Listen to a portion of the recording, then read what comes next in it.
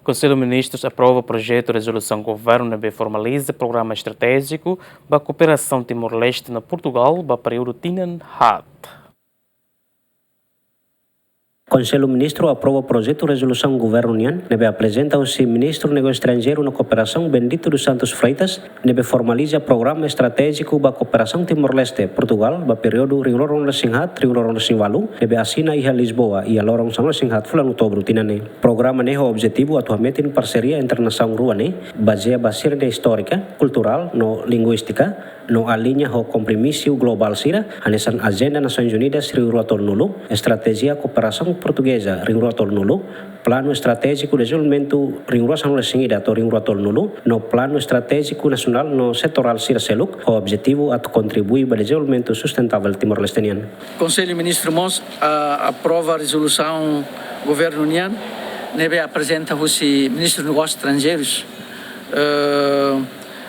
senhora Bendito Freitas, hoje aprova a resolução HAT e da Maca Conaba PEC, Plano Estratégico de Desenvolvimento 2024-2028.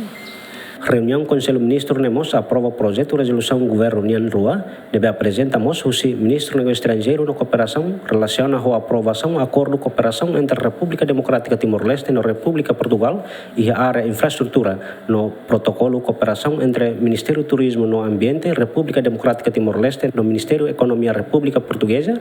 para desenvolvimento na implementação do programa Revive. Ida fale konaba liu konaba oinsa maka Timor-Leste ho Portugal bele taumatan rehabilita uma histórico sernebe ulu Portugal halo hele Timor-Leste ne naran